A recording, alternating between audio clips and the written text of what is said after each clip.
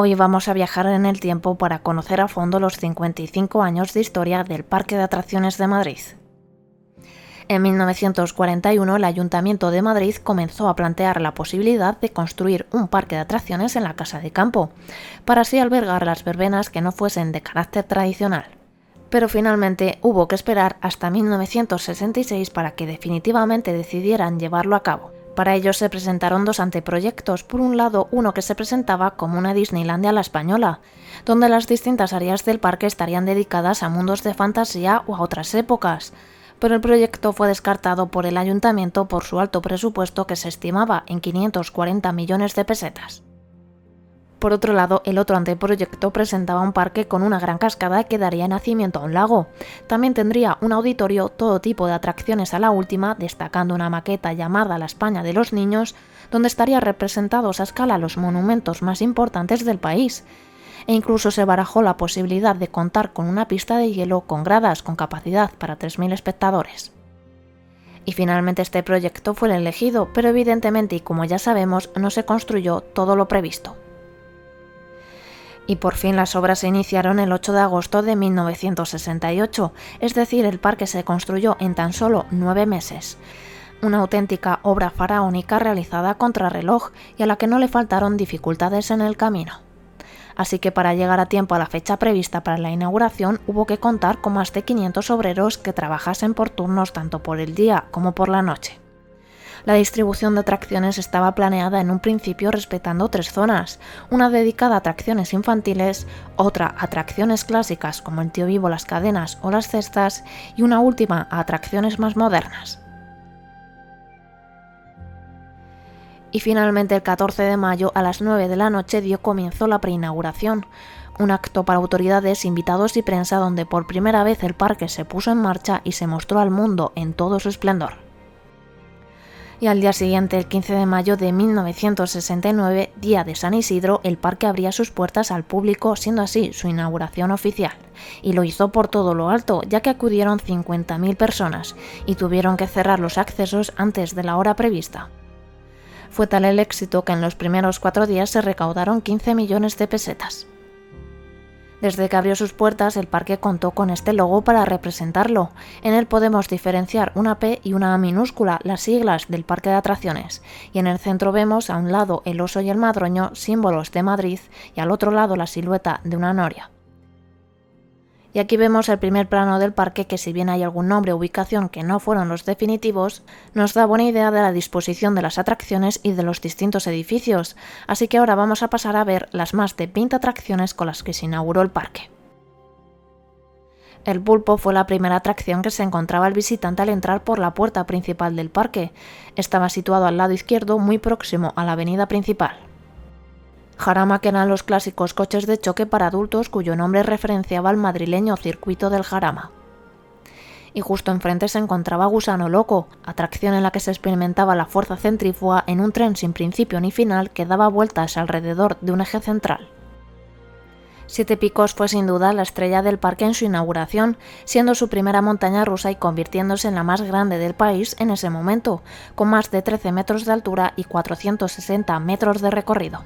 Su nombre se debe a una famosa montaña de la Sierra de Guadarrama que delimita Madrid y Segovia. Alfombra mágica, que en el primer plano aparecía como alfombra volante y que simplemente consistía en 6 toboganes por los que había que deslizarse sobre una alfombrilla. Viaje espacial, un recorrido a cubierto donde se transitaba a bordo de unos platillos volantes por distintas escenas con temática espacial, pero si bien el exterior del edificio estaba terminado para la inauguración del parque, no pudo estrenarse en aquel momento y hubo que esperar hasta finales de 1969 para verla operativa. Telecombate se situaba enfrente de Viaje espacial y tenía también temática espacial que, como vemos, en aquella época estaba en auge. Fórmula 8 fue un circuito con forma de 8 y pista de madera a doble altura y cuyos coches imitaban a los Alfa Romeo de aquella época. Pista de karts fue otra atracción para adultos dedicada al motor, que consistía en un circuito al aire libre delimitado por hileras de neumáticos donde poder hacer carreras. La Zarzuela, un clásico Tío Vivo que fue construido en 1929 y que evidentemente era la atracción más antigua que se instalaba en el parque y la única que sigue allí desde la inauguración del mismo.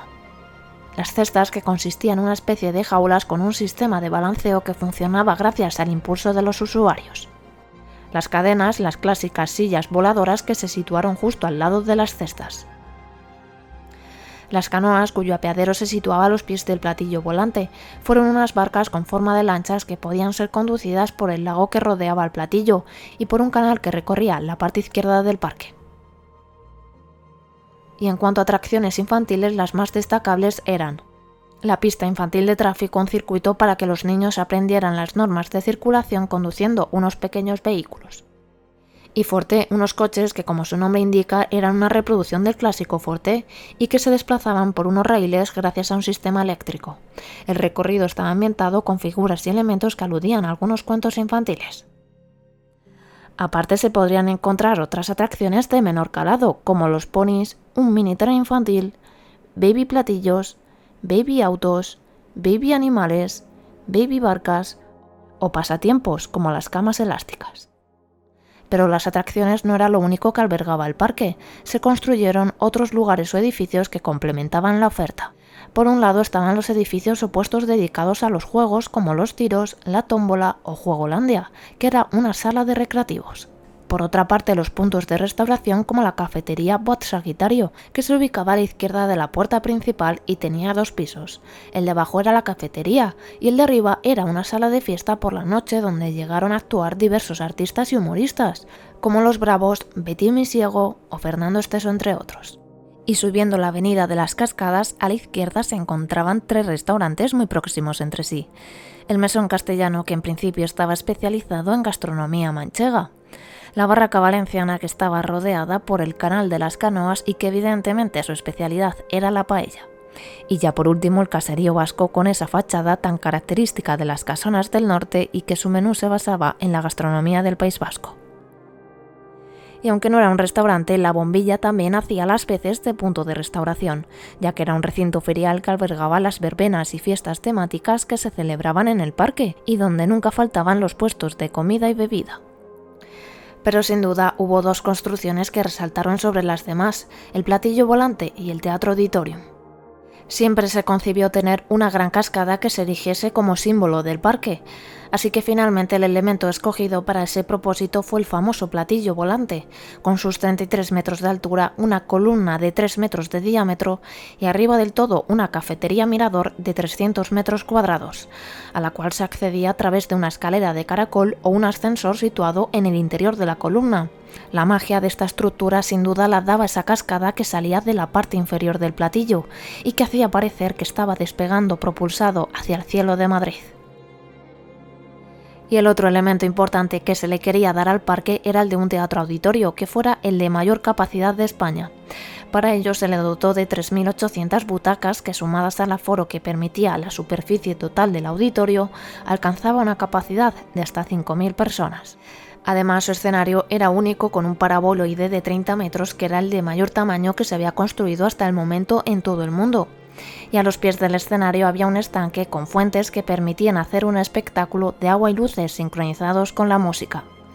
Todo ello lo convirtieron en el escenario perfecto para espectáculos o programas de todo tipo, y también para recibir a todos los grandes artistas y grupos que dominaban la escena musical en las décadas de los 70, 80 y 90. Por allí pasaron artistas como Lola Flores, Rocío Jurado, Camilo VI, Julio Iglesias, Serrat, Hombres G, Triana, Mecano y un largo etcétera. En definitiva, todo aquel que triunfó en la música hispanohablante en aquellas décadas pasó por el Teatro Auditorium y lo convirtieron en un lugar histórico y de referencia.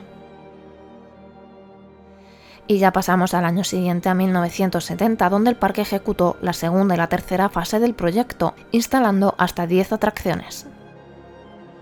Por un lado, Noria Visión, una atracción que se convirtió en uno de los grandes símbolos históricos del parque y que en principio estaba previsto que estuviera ya operativa en la inauguración del mismo, pero por una serie de huelgas en Italia, el lugar de donde procedían sus piezas, hubo que esperarse al año siguiente para poder instalarla. Y a pesar de que en el primer plano del parque se la situaba enfrente de Fórmula 8, finalmente fue ubicada al lado de las cestas, sustituyendo a las primeras cadenas que estuvieron en el parque y que solo duraron unos meses.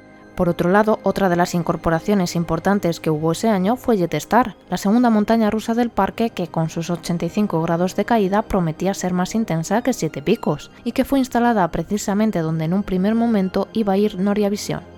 Y sin duda otra de las atracciones que marcaron la diferencia fue Viaje al centro de la Tierra, una experiencia inmersiva donde los visitantes se subían a un ascensor con paredes móviles, que daba la sensación de que bajaba a miles de metros de profundidad, donde había que cruzar 3 grutas, la gruta de la fluorescencia, la del fuego y la de los minerales.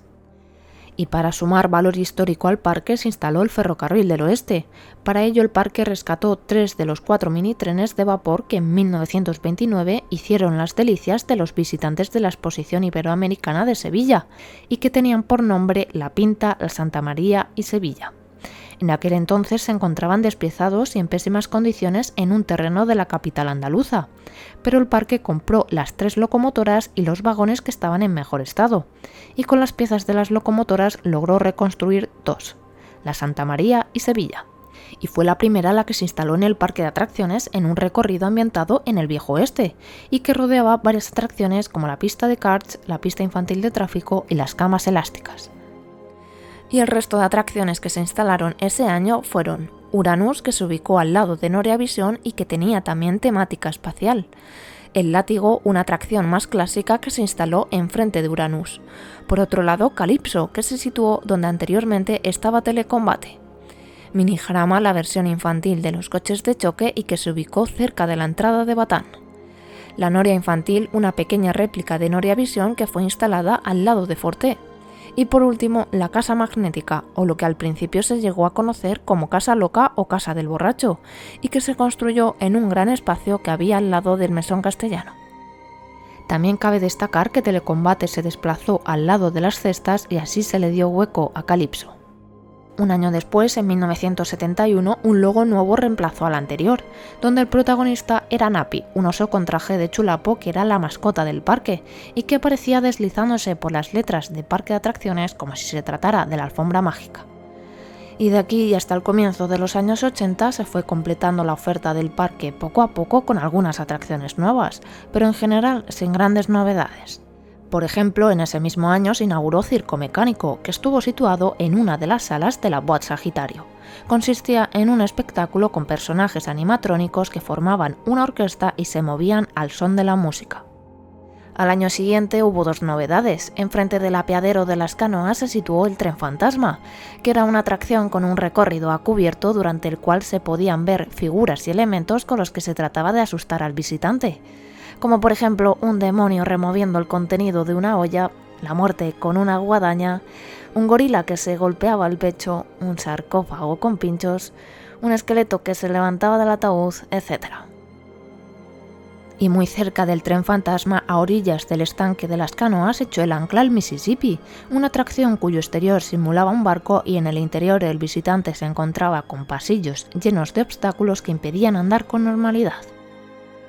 Y 3 años después, en 1976, también hubo 3 nuevas incorporaciones. A la zona infantil llegó Mini Siete Picos, la primera montaña rusa infantil del parque y que fue instalada enfrente de Minijarama. Y en cuanto a atracciones de adultos, se retiró Calypso para dejar su lugar a Enterprise, una especie de noria que comenzaba el ciclo en posición horizontal y según iba aumentando la velocidad llegaba a ponerse en vertical, a unos 90 grados de la posición inicial. También llegó en ese año Twister, que se ubicó justo al lado del Tren Fantasma y su funcionamiento era algo parecido a Enterprise, pero mucho más suave, y con sillas cubiertas con esos característicos parasoles. Y en 1978 se inauguró otra de las atracciones históricas del parque, la Jungla, que sustituyó a las canoas y se aprovechó su recorrido pero modificándolo, añadiendo un nuevo tramo final antes de volver a pasar por el túnel que te llevaba de vuelta al lago. Los visitantes navegaban por el canal a bordo de unas balsas y las orillas del recorrido se tematizaron para ambientarlas en una jungla con tribus y animales de todo tipo. Algunos eran simples figuras y otros animatronics. Al año siguiente, en 1979, la única incorporación fue la de Autos Baby, una atracción infantil con un funcionamiento parecido a Forte, con coches más pequeños que atravesaban decorados de fantasía. Pero ese mismo año el parque sufre un revés. El 16 de mayo, Viaje al centro de la Tierra sufre un incendio que calcina gran parte de la estructura de la atracción, debido a las chispas de una soldadura y el fuerte viento que ayudó a la propagación. En 1980 llegó la primera novedad de la década con Cinema 180, que estuvo ubicada a la entrada de lo que anteriormente era la bombilla y que ya llevaba en desuso 2 años. Era una enorme estructura abovedada con una pantalla de 180 grados, donde el público permanecía de pie viendo unas imágenes grabadas en primera persona desde una montaña rusa, desde aviones, etc. Y en 1983, en el lugar que anteriormente ocupó la Noria Infantil, se instalaron unos mini-karts. Y ya pasamos a 1984, donde en el verano llegó Valle de la Prehistoria, un recorrido que se hacía en barca a través de un canal que se construyó detrás de Viaje Espacial, en el lugar en el que estuvo previsto en un principio construir la España de los niños. La atracción estaba ambientada con distintas escenas de la prehistoria, con un volcán, un mamut, diferentes dinosaurios, neandertales en una cueva, etc. Algunas de las figuras fueron hechas en Suecia, pero la mayoría eran de artistas falleros. Ese año también se instaló el Pirata, un barco de 18 metros de longitud que se balanceaba de un lado a otro con un movimiento oscilante, y en un principio estuvo situado cerca de la jungla. Y la última novedad de ese año fue la atracción Los Piratas, que ocupó el lugar de Viaje al centro de la Tierra, que tras su incendio solo quedó intacto el volcán, y se conservó para integrarlo con la nueva temática de fortaleza medieval. En el interior había escenas ambientadas en el mundo de los piratas, y los visitantes las recorrían a bordo de unos barriles que se desplazaban por una vía situada en el techo. Y en 1985, a pesar de que no era una atracción nueva como tal, se remodeló Viaje Espacial pasando a ser Viaje Galáctico. En el parque creyeron que la temática de robots y Sputniks se había quedado anticuada y optaron por cambiarla ambientando la fachada en una ciudad de un planeta ficticio, con seres y naves de un estilo más actualizado a las películas de ciencia ficción que estaban en auge en ese momento.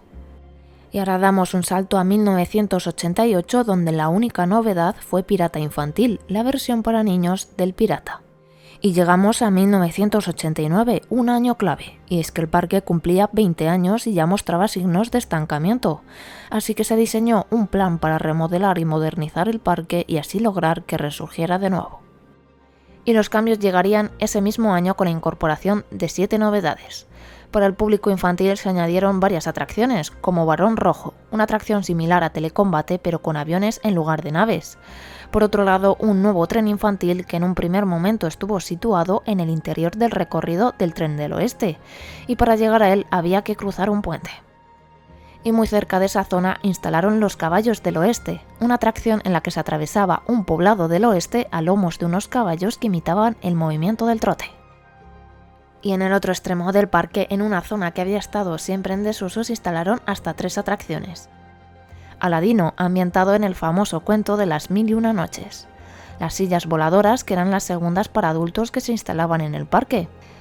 Y por último, Cóndor, la primera torre del parque con 32 metros de altura que permitía disfrutar de una vista panorámica de Madrid desde sus góndolas con forma de cóndor, el ave rapaz más grande del mundo. Y estas fueron las novedades en atracciones, pero hubo una más que marcaría un antes y un después.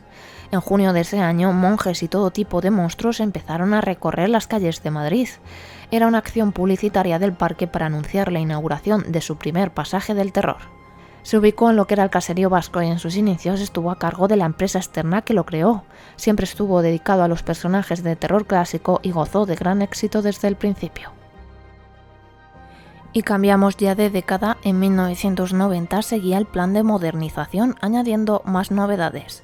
Sin duda la gran estrella fue Catapult, que se ubicó donde anteriormente estuvo el Pulpo, siendo la cuarta montaña rusa que se instalaba en el parque, y cuyo recorrido era muy peculiar, ya que consistía únicamente en el propio looping y una casi circunferencia para dar la vuelta y volver al inicio.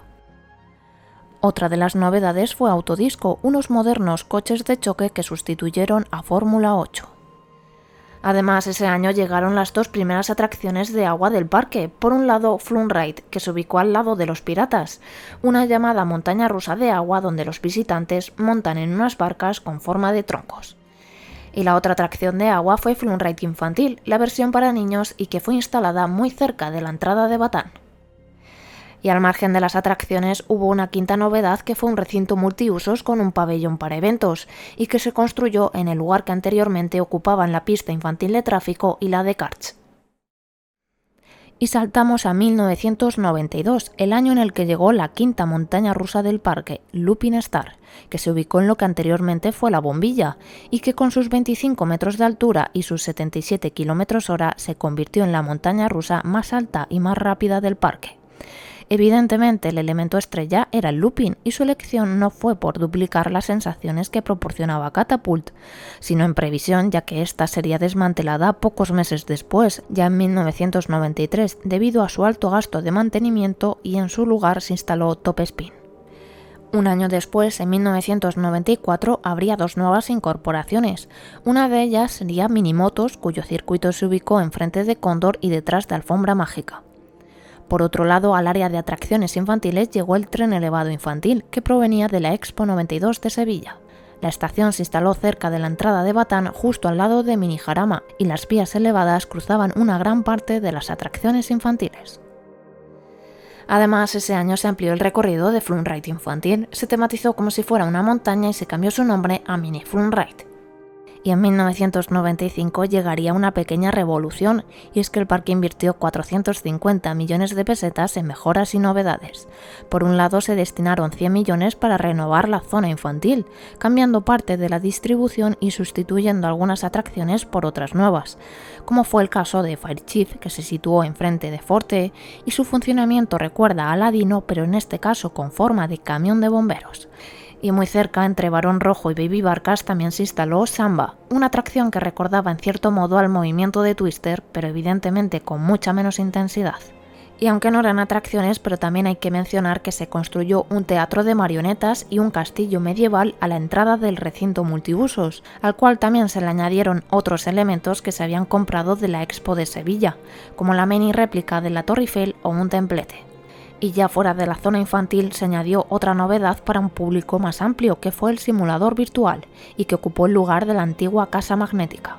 En aquel momento era una atracción con un sistema innovador y que se le describía como cine dinámico, y cuyo coste fue de 200 millones de pesetas. Pero el cambio más importante de ese año lo recibió el platillo volante, que fue reconvertido en un árbol gigante. Y es que la estructura llevaba 17 años en desuso y necesitaba un cambio acorde a la nueva etapa del parque. 1996 fue un año un poco más tranquilo, y la única novedad pero importante fueron los rápidos, que sustituyeron al Valle de la Prehistoria y aprovecharon parte de su infraestructura. La atracción costó 1.000 millones de pesetas y su recorrido simula el descenso de un río. Pero sin duda 1997 supondría el inicio de una nueva e importante etapa, y es que con la llegada de los parques temáticos a España, el parque corría peligro de quedarse atrás, así que se proyectó una gran reforma para los siguientes años que alcanzaría los 8.000 millones de pesetas de inversión. La reestructuración traería consigo nuevas atracciones e infraestructuras y zonificaría el parque en áreas temáticas, quedando el parque con la siguiente distribución. A la izquierda, la zona de maquinismo, donde se concentrarían las atracciones más intensas. La zona central pasaría a llamarse la Gran Avenida.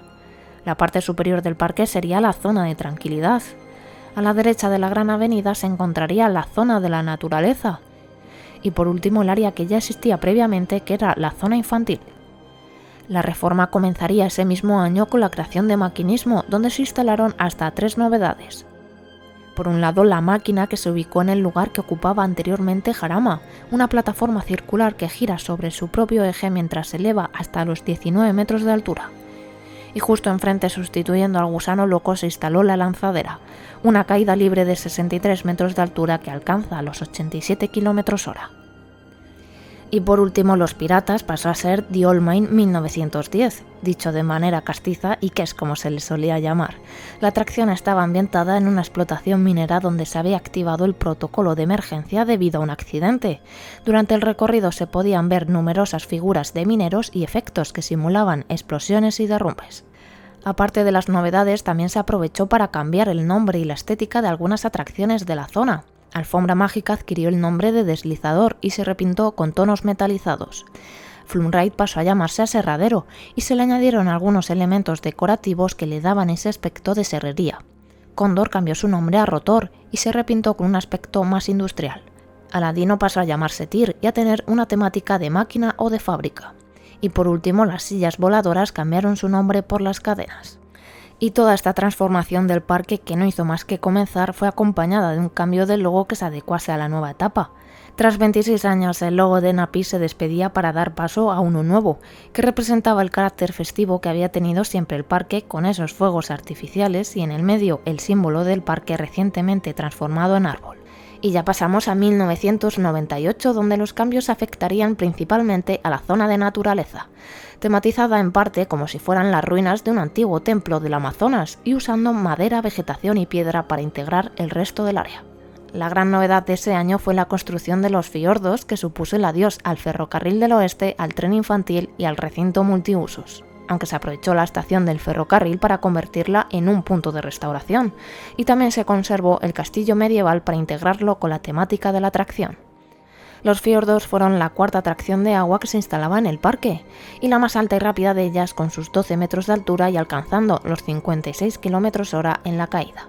Como pasó con Maquinismo, también se cambió algún nombre e incluso la ubicación de algunas atracciones ya existentes, como por ejemplo los coches de choque disco scooter, que pasaron a llamarse el Templo Perdido, adecuándose así a la nueva temática del área.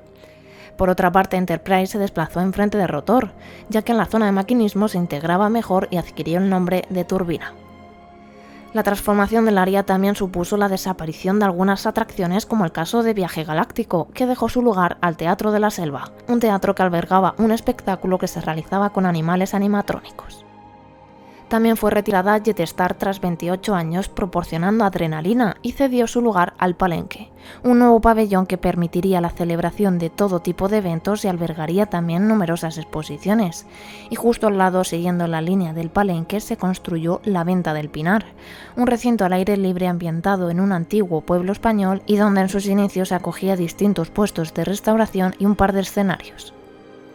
Ese año, además, el Pasaje del Terror dejaba de ser propiedad de la empresa que lo creó y pasó a ser propiedad del parque, cambiando su nombre al Viejo Caserón, renovando algunas de sus escenas y ampliando el recorrido. Además, se aprovechó para reformar los dos accesos al parque, destacando sobre todo la entrada principal, y donde quisieron replicar en cierto modo el estilo isabelino de las Verjas del Retiro. Y el cambio de imagen del parque se quiso acompañar también con la incorporación de una nueva mascota que sustituyera a Napi, y así es como llegó Trasto, proveniente del ciberespacio, y siendo el último ejemplar de una especie que desapareció hace más de 10.000 años. Y llegamos a 1999, donde siguieron apareciendo novedades. La más importante sin duda fue Tornado, la sexta montaña rusa que se construía en el parque, y la primera invertida, es decir, la primera que tenía las vías en la parte superior del tren, dando la sensación de viajar colgados. Además, en sus primeros años tenía ese característico color verde que se distinguía a kilómetros. La otra novedad en atracciones fue Fantasía, que ocupó el lugar de Looping Star y consistía en un viaje en barca de 200 metros que recorría distintos escenarios que representaban países de todo el mundo. Durante todo el recorrido podíamos encontrar un total de 200 muñecos robotizados vestidos con los trajes típicos de cada país. También se reubicaron atracciones ese año. Por ejemplo, se desplazó Mini 7 Picos a la entrada de la zona infantil. Pasó a llamarse Las Cumbres y se cambió su temática repintándola y añadiéndole rocas artificiales. Mini Jarama, sin embargo, se situó enfrente de Las Cumbres y se rebautizó como Torneo. Y el lugar que ocupaba Mini Jarama pasó a ser una tienda. Por otra parte, el tren infantil cambió su nombre a Mini Tren y se movió al lado de los Caballos del Oeste. Y ya en la zona de tranquilidad se retiró el barco pirata, que estaba al lado del Puente de la Jungla, y se le dio un nuevo aspecto y emplazamiento en Maquinismo, pasando a llamarse Más Max. En cuanto al apartado de recintos, por un lado se construyó la Ciudadela en la zona infantil, justo detrás de los fiordos. Era un teatro al aire libre ambientado en la Edad Media y con capacidad para 450 personas. Pero el cambio más importante se vería en el teatro auditorio, que ya se había quedado anticuado y necesitaba adaptarse a los nuevos tiempos. Así que se remodeló para techarlo y hacer un auditorio climatizado con butacas cómodas y un escenario que pudiera albergar en cualquier época del año tanto conciertos como espectáculos teatrales o musicales, algo que en el viejo auditorio era imposible por sus características. Al año siguiente, en el 2000, el lavado de cara le tocó a la zona de tranquilidad. Telecombate fue sustituida por Telesaurio. Eran atracciones muy parecidas, pero no eran la misma como mucha gente siempre ha pensado. Telesaurio, como su nombre indicaba, estaba ambientada en la era de los dinosaurios. Incluso se reutilizaron algunos del Valle de la Prehistoria. Y muy cerca de allí se instaló Zeppelin, un monorraíl elevado a 10 metros de altura que recorre una parte del parque a ritmo pausado. Y justo enfrente a los pies del árbol gigante, el estanque de la jungla pasaría a ser Río Encantado, una nueva atracción con un canal de 215 metros de longitud ambientado en fábulas mitológicas. La construcción de Río Encantado supuso que el recorrido de la jungla se redujera levemente al restarle la parte del estanque, y hubo que hacer una nueva estación donde anteriormente se ubicaba el barco pirata. Y la última novedad de ese año fue el Teatro Kalimba, que no era más que una reforma completa de la antigua barraca valenciana. Todos estos cambios y novedades del año 2000 pusieron fin al proyecto de transformación que había comenzado en 1997. Y a partir de ahí comenzó un periodo de 4 años mucho más tranquilo en cuanto a cambios, destacando pequeños añadidos o eventos como por ejemplo la apertura de Virtual Zone, un espacio dedicado a juegos de realidad virtual. También 2002 trajo la celebración del centenario del Real Madrid, así que el parque se decoró con escudos del club y en él se podían encontrar desde una réplica a escala de las Cibeles a una reproducción del vestuario de los jugadores y hasta un palenque cuya fachada pasó a ser el Santiago Bernabéu. Pero el cambio más importante se encontró en las atracciones, que se modificó el nombre de algunas de ellas y se decoraron también con escudos o con simbología del club, como por ejemplo los fiordos vikingos.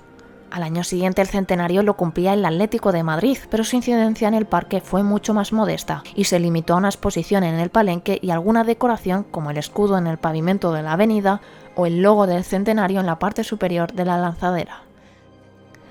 En el 2004 tocó darles una novedad a los más pequeños, que fue la lanzadera infantil. Además, el Teatro de la Selva se convertía en un cine 4D. Y en 2005 comenzaba una nueva etapa en la que se encadenarían de nuevo importantes novedades, empezando por la llegada de Tarántula, que se construyó en parte sobre el espacio que ocupaba The Old Mine, y se convertía en la 7ª montaña rusa de la historia del parque. La atracción evidentemente estaba ambientada en un nido de arañas gigantes, incluso en los primeros años desde las alturas se podía ver pintada una gran tela de araña bajo las vías. Y el 13 de septiembre de ese mismo año llegaba el momento de despedirse de Siete Picos, tras 36 años de funcionamiento, para así dejar su hueco a Abismo, una nueva y moderna montaña rusa que se inauguró ya en verano de 2006, y siendo única en el mundo, ya que es una variante de un modelo que no se ha vuelto a construir hasta la fecha. Y junto con Abismo ese año también se inauguró Cueva de las Tarántulas, aprovechando todo el interior de The Old Mine. Se reformó para cambiar la temática de mina por una cueva repleta de tarántulas gigantes, a las que había que disparar con unas pistolas de infrarrojos. De esta manera la temática de la atracción se entrelazaba con la narrativa de Tarántula, pareciendo que la cueva representaba el nido del que habían salido las arañas gigantes que se observan en el exterior. En 2007 llegarían novedades un poco más tranquilas, empezando por Turbulencia, una montaña rusa infantil cuyos vagones son aviones que van colgados de la vía. Y siguiendo en la zona infantil se retiró Las Cumbres para dar paso a Vagones Locos, una nueva montaña rusa con un recorrido más largo que el de su antecesora. Por otro lado, en Maquinismo, donde anteriormente estuvo Alfombra Mágica, se inauguró Desperados, un simulador con temática del viejo oeste donde los visitantes se sentaban sobre unos caballos mecánicos que imitaban el movimiento del trote, y enfrente había una pantalla donde se proyectaban escenas con dianas y objetivos a los que había que disparar con unos revólveres de infrarrojos. Además, ese año se decidió repintar Tornado con ese tono negro que le da una apariencia más acorde a su nombre. Y pasamos a 2008, momento en el que Turbina desapareció tras 32 años en el parque y su lugar lo ocupó Tifón, que consiste en una gran góndola que gira alrededor de su eje central y se desplaza a lo largo de un raíl en forma de U, alcanzando los 15 metros de altura. Pero para la instalación de Tifón también se hacía necesario quitar más Max de allí, así que se desplazó al hueco que había entre Zeppelin y Noria-Visión y volvió a cambiar su nombre a Barco Pirata.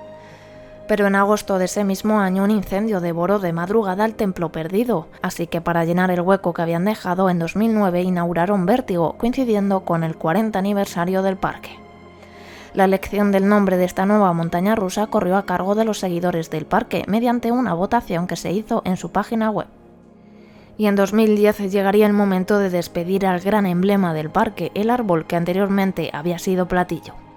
El parque necesitaba espacio para nuevas atracciones y consideraron que la mejor opción era demoler esta estructura, que había sido construida hacía 41 años y que ya no se correspondía tanto con esa imagen moderna y renovada que el parque había adoptado. Este cambio supuso que el árbol también desapareciera del logo, conservándose solo los fuegos artificiales y siendo el logo que aún representa al parque en la actualidad. También se decidió demoler tanto la Reina de África como Río Encantado para así poder instalar Star Flyer. Con esta nueva atracción se le quiso dar al parque un nuevo símbolo que protagonizara su skyline e incluso se pudiera ver desde distintos puntos de Madrid con sus 80 metros de altura. Además, en su punto más alto tiene un platillo volante que de alguna manera homenajea al que tantos años ocupó ese lugar. Al año siguiente el parque despediría otro icono como era Noriavisión. A finales de 2011 fue desmantelada junto con el barco pirata y el parque informó que en los meses siguientes instalaría una moderna atracción en ese espacio, pero finalmente no fue el lugar escogido. Así que en 2012 tanto la Ciudadela como Torneo dejaban su sitio a la nueva atracción, que fue TNT Tren de la Mina, la 12ª montaña rusa de la historia del parque. Gran parte de su recorrido sería construido donde había estado situado el Teatro La Ciudadela, que ya llevaba tiempo en desuso y se decidió prescindir de él. Además, la estación de TNT se situó en el lugar que ocupaba Torneo, que tuvo que ser desplazada al espacio en el que hasta ese momento se situaba Minitren, que con este cambio terminó por desaparecer. TNT Tren de la Mina, como su nombre deja intuir, está ambientada en una mina asturiana, que recorremos a bordo de las vagonetas de un típico tren minero. Y damos un salto a 2014, el momento en el que las licencias de marcas darían inicio a una nueva era en el parque. Primero con la llegada de The Walking Dead Experience, que supuso el adiós del viejo caserón, que justo ese año celebraba su 25 aniversario. Para dar cabida al nuevo pasaje hubo que reformar por completo el edificio, desde la fachada que se convirtió en la prisión y en la famosa terminal de la serie, hasta el interior, cuyo recorrido se alargó para poder crear una nueva distribución y así albergar todas las nuevas escenas que permiten al visitante vivir una experiencia más inmersiva, ya que el pasaje sigue un hilo argumental desde el principio hasta el final. Pero la gran transformación se dio en la zona infantil, que se reestructuró por completo y se tematizó con las licencias y colores del universo Nickelodeon.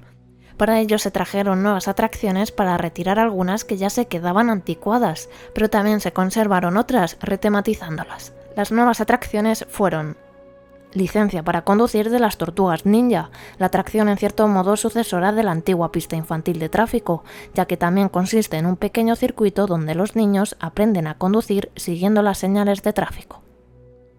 Otra de las nuevas incorporaciones fueron los globos locos, que a pesar de parecerse a Samba Balloon no es la misma atracción. También se añadió cazamedusas de Patricio, que tiene un funcionamiento parecido al de las clásicas tazas. Y por último la aventura de Dora, que si bien se podría considerar una retematización de Forte, lo cierto es que la atracción se cambió por completo, sustituyendo los clásicos Forte por unos Jeep, añadiéndole también un nuevo sistema para desplazar los vehículos, y evidentemente la tematización era totalmente nueva basada en la serie de Dora la Exploradora. Y el resto de atracciones que se conservaron cambiaron su nombre y aspecto para encajar con la nueva temática del área. Por ejemplo, la montaña rusa Turbulencia pasó a ser Padrinos Voladores. Los coches de choque, que en un primer momento se llamaron Mini Jarama y posteriormente Torneo, pasaron a ser los coches de choque de Rugrats. La lanzadera infantil se retematizó y cambió su nombre por Magneto de Jimmy Neutron. El camión Fire Chief se repintó por completo y pasó a llamarse Al Bosque con Diego. Y por último, el tren elevado, que junto con su estación adquirió el tono naranja de Nickelodeon y cambió su nombre pasando a ser Nickelodeon Express. Pero también hubo novedades que no son atracciones, como es el caso de los Juegos de Agua, una pequeña zona de chorros ambientado con personajes de Bob Esponja. Y siguiendo con esta serie también se construyó la casa de Bob Esponja, que se trata de una reproducción gigante de la piña donde vive el famoso personaje. Por otra parte, se añadió un nuevo punto de restauración llamado Nickelodeon Café. Y por último se derribó la antigua tienda de regalos para construir una nueva que tomó el nombre de Nickelodeon Shop. A pesar de que esta fase de reestructuración afectase a toda la zona infantil, Vagones Locos fue la única atracción infantil que no se incluyó dentro de Nickelodeon Land, así que hubo que esperar hasta 2018 cuando se realizó una segunda fase que finalmente incluyó Vagones Locos, y además se amplió el área absorbiendo Telesaurio y creando una nueva atracción. De esta manera, Vagones Locos pasó a llamarse Patrulla Canina y se renovó por completo su aspecto, incluyendo el tren para así adaptarse a la nueva temática. Por otro lado, Telesaurio pasó a llamarse Giro Spin y también se retematizó, pero en esta ocasión ambientado en los personajes de la serie de Bob Esponja. Además, se cambiaron las góndolas sustituyendo los pterodáctilos por naves. Y la gran novedad fue Splash Bass, que se instaló en el espacio que había dejado Noriavisión en 2011, y se trata de una atracción de agua con referencias a Mundo Guante, un parque temático de la serie de Bob Esponja. Además, entre Splash Bass y Giro Spin se construyó una pequeña tienda también dedicada a Mundo Guante, y a unos pocos metros un pequeño escenario para animaciones y encuentros con personajes. Y estas fueron las últimas novedades de importancia que se construyeron hasta la actualidad, aunque si bien en lo que más ha destacado el parque en la última década ha sido en el apartado de espectáculos, primero siendo referente en España gracias a su Halloween, y ya en los últimos años aumentando la calidad de sus producciones musicales, tanto de la temporada normal como en Halloween y en Navidad. Y así es como llegamos al final de este viaje a través de la historia del Parque de Atracciones de Madrid, un lugar que hace 55 años en un atardecer como este se encendían sus luces por primera vez, convirtiéndose desde ese momento en patrimonio de Madrid y recibiendo siempre con un cálido abrazo a todo aquel que quisiera olvidar el aburrimiento. A muchos el parque de atracciones nos ha dado parte de nuestros mejores recuerdos, iluminando nuestra memoria con esos inolvidables momentos compartidos con nuestras familias y amigos, y ojalá que podamos seguir escribiendo juntos muchos más capítulos de su historia.